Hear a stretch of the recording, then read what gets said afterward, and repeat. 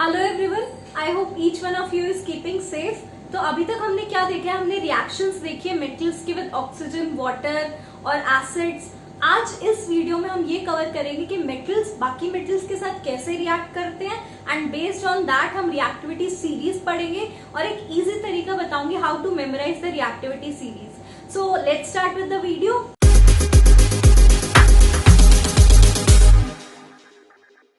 मैंने क्या किया, मैंने दो रिएक्शंस करी।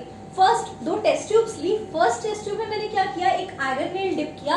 ये जो रेड कलर का है, this is an iron nail. Let's suppose ये आयरन नेल है, आयरन का कोई कंपाउंड है। आयरन नेल डिप किया और ये जो सोल्यूशन था जिसमें किया, that was a copper sulphate solution. तो कॉपर सल्फेट ब्लू कलर का होता है।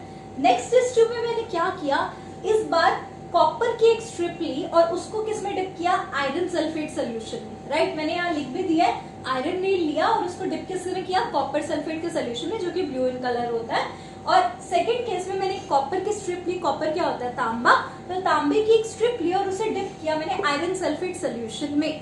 और मैंने देखा कि कौन सी रिएक्शन हो रही है और कौन सी नहीं हो रही और क्यों ऐसा हो रहा है। So after 20 minutes what I observe was, इस टेस्ट ट्यूब में रिएक्शन हुई, ये वाली टेस्ट ट्यूब में रिएक्शन हुई और ये वाली टेस्ट ट्यूब में कोई रिएक्शन नहीं हुई। मतलब कि ये रिएक्शन होगी क्या, पहले वो देख लेते हैं। तो आयरन क्या है, आयरन कॉपर सल्फेट के साथ रिएक्ट करेगा to form iron sulphate and copper. ये रिएक्शन आपने अपने फर्स्ट चैप्टर में पढ़ी है। This is the displacement reaction. Displacement reaction क्या होती है, जब एक मोर रिएक्टिव मेटल एक लेस रिएक्टिव मेटल से उसके सोल्यूशन में से उसको डिस्प्लेस कर लेता है। यही डिस्प्लेसमेंट रिएक्शन होती है, हमने फर्स्ट चैप्टर में पढ़ा था।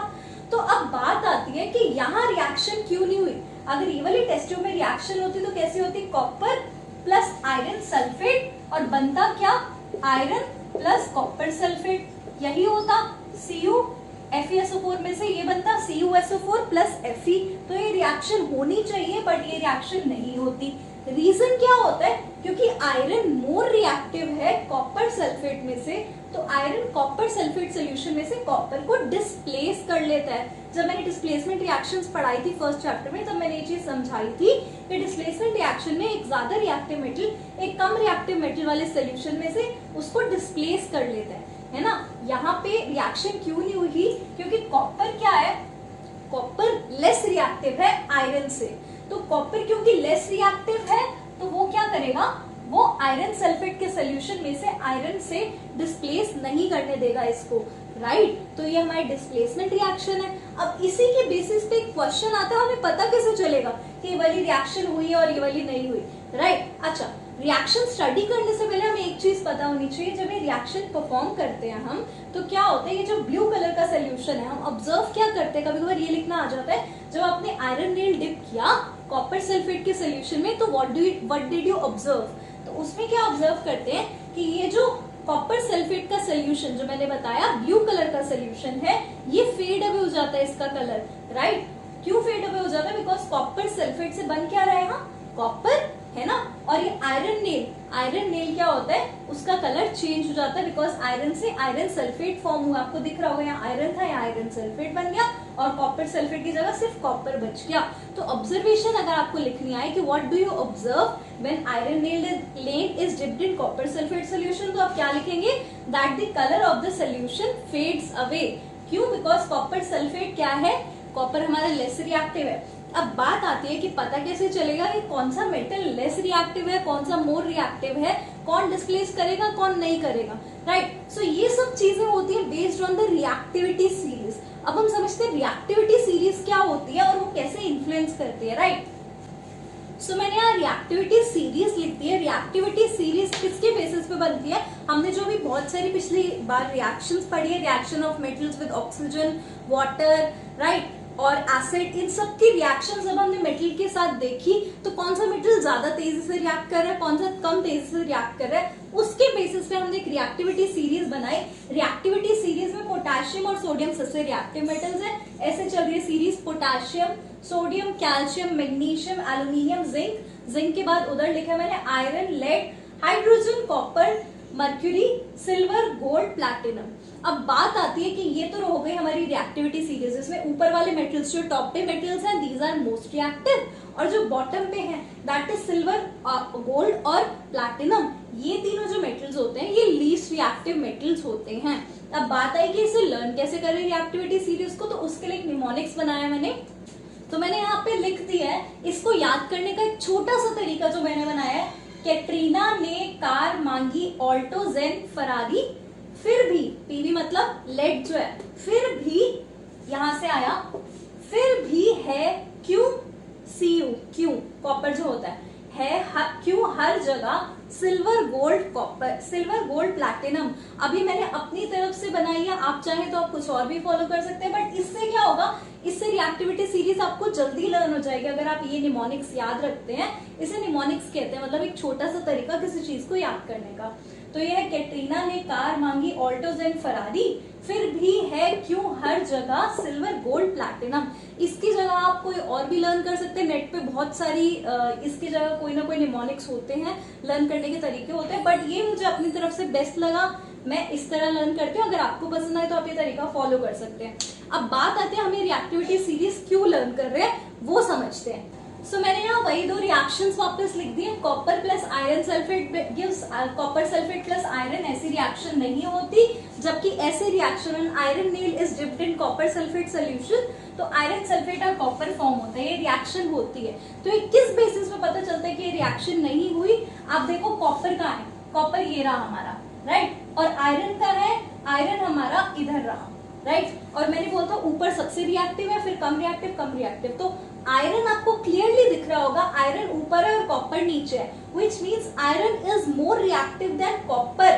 तो आयरन जो कि एक ज्यादा रिएक्टिव मेटल है, वो एक कम रिएक्टिव मेटल में से, उसके सोल्यूशन में से उसको डिस्प्लेस कर सकता है, राइट, आयरन कॉपर सल्फेट के सोल्यूशन में से कॉपर को डिस्प्लेस कर सकता है। लेकिन अगर उल्टी रिएक्शन कॉपर की आयरन सल्फेट के साथ रिएक्शन देखेंगे, क्योंकि कॉपर हमारा लेस रिएक्टिव है, तो रिएक्शन नहीं होएगी। तो इसके बेसिस पे काफी बार क्वेश्चन आ जाते हैं आपके एनसीईआरटी में, एक इंटेक्स्ट क्वेश्चंस में भी एक ऐसा क्वेश्चन दिया हुआ है, एक टेबल फॉर्म हुई है और उसमें पूछा हुआ है कि कौन सा रिएक्ट हो रहा है और कौन सा नहीं हो रहा, राइट। तो हम और क्वेश्चंस देखते हैं इसके बेसिस पे क्या क्या आ सकता है।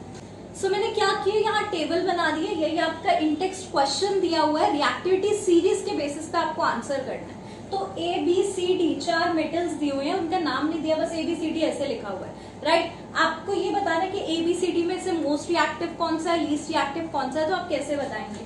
आप समझते हैं टेबल को पढ़ना कैसे है। यहाँ 4 मेटल सोल्यूशंस दिए हुए हैं, ferrous sulphate, iron sulphate, zinc sulphate and silver nitrate का सोल्यूशन दिया हुआ है। फर्स्ट इन्होंने बोला हुआ यहाँ नो रिएक्शन, यहाँ displacement, no reaction, no reaction. अब देखो और समझो कि इस टेबल को इंटरप्रेट कैसे करना है। यहाँ पे ए की आयरन सल्फेट के साथ अगर हम रिएक्शन करें, ए की आयरन सल्फेट के साथ अगर हम रिएक्शन करें तो कोई रिएक्शन नहीं होगी। क्यों नहीं हो रही? Because A is less reactive than iron sulphate, इसीलिए तो नहीं हो रही। अभी हमने यही पढ़ा कि ज्यादा रिएक्टिव मेटल ही एक कम रिएक्टिव मेटल से डिस्प्लेस हो सकते हैं। अगर एक कम रिएक्टिव मेटल हो तो वो एक ज्यादा रिएक्टिव मेटल से रिएक्ट नहीं करेगा, तो इस बेसिस पे रिएक्शन नहीं हो रही। अब आगे इस चीज को समझते हैं, क्या लिखा है। ए से नो रिएक्शन, बी में डिस्प्लेसमेंट रिएक्शन, आयरन सल्फेट के साथ डिस्प्लेसमेंट रिएक्शन कर रहा है, मतलब बी क्या है, आयरन सल्फेट से ज्यादा रिएक्टिव है। ए नहीं कर रहा था तो बी क्या है, ए से भी ज्यादा रिएक्टिव होगा, तभी यहाँ नो रिएक्शन, लेकिन यहाँ डिस्प्लेसमेंट है।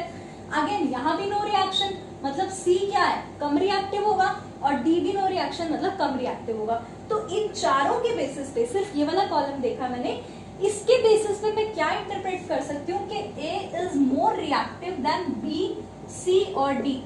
सॉरी, इसके बेसिस हम ये बोल सकते हैं कि B is more reactive than A, C and D, क्योंकि बी से डिस्प्लेसमेंट रिएक्शन हो रही है यहाँ पे, और ए, सी और डी नो रिएक्शन, मतलब यहाँ नहीं रिएक्शन कर रहे। तो इनमें से फर्स्ट कॉलम से मुझे ये पता चला कि B is more reactive than A, C and D. अब ये कॉपर सल्फेट के साथ रिएक्शन करवाई, तो कॉपर सल्फेट में ए क्या कर रहा था, कॉपर सल्फेट को डिस्प्लेस कर रहा था, मतलब ए क्या है, यहाँ तो नो रिएक्शन, लेकिन यहाँ रिएक्शन है, मतलब ए क्या है, यहाँ पे डिस्प्लेस कर रहा है, मतलब रिएक्टिव है। यहाँ का कुछ दिया नहीं हुआ, यहाँ पे सी नो रिएक्शन एंड डी में भी नो रिएक्शन कॉपर सल्फेट के साथ। ये दोनों सी और डी नहीं रिएक्ट कर रहे, लेकिन कॉपर सल्फेट के साथ ए रिएक्ट कर रहा है। तो ए, सी और डी में अगर कंपेयर करें तो ए, सी और डी में कौन ज्यादा रिएक्टिव हुआ? ए is more reactive than C और डी, ये हमें यहां से पता चला। ठीक है, अब ऐसे ही आगे बढ़ते हैं। जिंक सल्फेट के साथ रिएक्शन, जिंक सल्फेट के साथ यहाँ बी की नो रिएक्शन लिखी हुई है, यहाँ सी की भी नो रिएक्शन, यहाँ डी की भी नो रिएक्शन। मतलब इससे हमें कुछ खास पता नहीं चला, बस ये पता चला कि बी, सी और डी कम रिएक्टिव है। ए का कुछ दिया नहीं हुआ, एक कॉलम खाली है। नेक्स्ट, सिल्वर नाइट्रेट से हमें क्या पता चला है? सिल्वर नाइट्रेट की सी डिस्प्लेसमेंट रिएक्शन कर रहा है, मतलब सी ज्यादा रिएक्टिव होगा तभी वो यहाँ डिस्प्लेसमेंट रिएक्शन कर रहा है, और डी नहीं कर रहा, तो डी की नो रिएक्शन लिखी हुई है। इस वाली टेबल से, यहाँ से हमें सिर्फ ये पता चला कि सी और डी में से सी ज्यादा रिएक्टिव है डी से। अब हमारे पास 3 रिजल्ट्स आ गए और उसको इंटरप्रेट करते हैं हम इन रिजल्ट्स को। ये सी, ये और ये 3 रिजल्ट्स जो आए, बी ज्यादा रिएक्टिव है ए, सी, डी में से, ए ज्यादा रिएक्टिव है सी, डी में से, सी ज्यादा रिएक्टिव है डी से। तो अगर आपसे सबसे रिएक्टिव पूछा जाए तो बी होगा हमारा, बी इज मोस्ट रिएक्टिव। अब ए, सी और डी में से A is more reactive than C और डी, यही पता चला हमें, A is more reactive than C और डी, और सी और डी में C is more reactive than D, ये हमें यहाँ से पता चला। तो ऐसे हमारी पूरी रिएक्टिविटी सीरीज बन गई, बी, ए, सी, डी। बी सबसे ज्यादा रिएक्टिव है, फिर ए, फिर सी, फिर डी।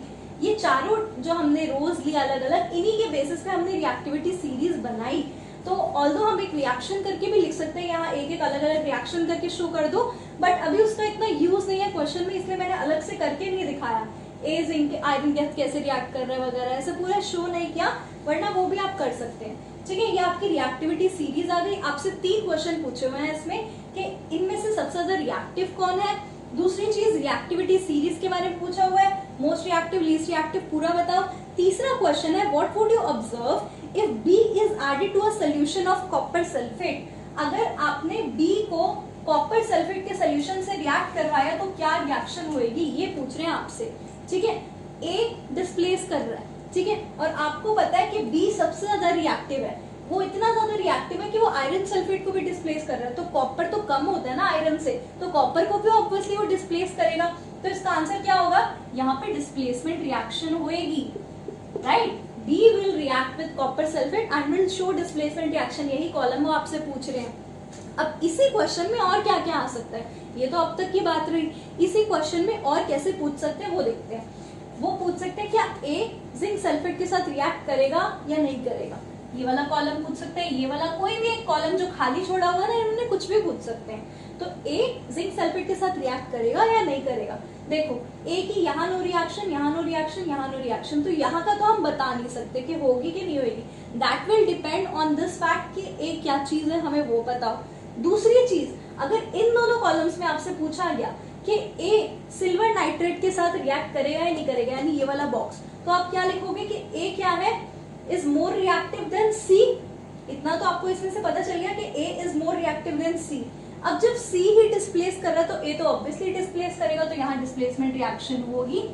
ऐसे ही वो इसका भी पूछ सकते हैं, राइट। तो आपसे कोई भी 2 मेटल्स दिए होंगे और आपसे पूछा जाएगा कि will the substance react with the other और नॉट। मैं पॉसिबल क्वेश्चंस बता रही हूँ, जैसे जैसे बोर्ड्स में आए जा सकते हैं। 1-2 टाइप के और क्वेश्चंस देखते हैं before winding up the video.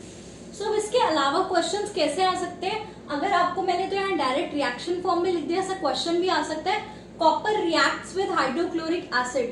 What reaction would it will there be any reaction or not, and what reaction would take place? अगर रिएक्शन होएगी तो वो क्या होएगी। तो देखो कॉपर और या हाइड्रोक्लोरिक एसिड में हाइड्रोजन है, तो इन दोनों मेटल्स को देखते हैं। कॉपर ये रहा, ठीक है, मैंने यहाँ रिएक्टिविटी सीरीज लिख दिया, और हाइड्रोजन इससे ऊपर है, तो आपको दिख रहा होगा हाइड्रोजन ज्यादा रिएक्टिव है कॉपर से।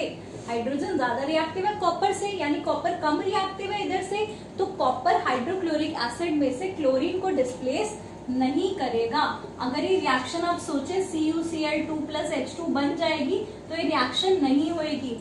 क्यों नहीं होएगी, because copper is less reactive than hydrogen. ये रीजन लिखेंगे, डायरेक्ट क्वेश्चन आया हुआ है, ठीक है। नेक्स्ट देखते हैं जिंक आयरन सल्फेट के साथ क्या रिएक्शन शो करेगा, ये भी आपका इन टेक्स्ट क्वेश्चन है।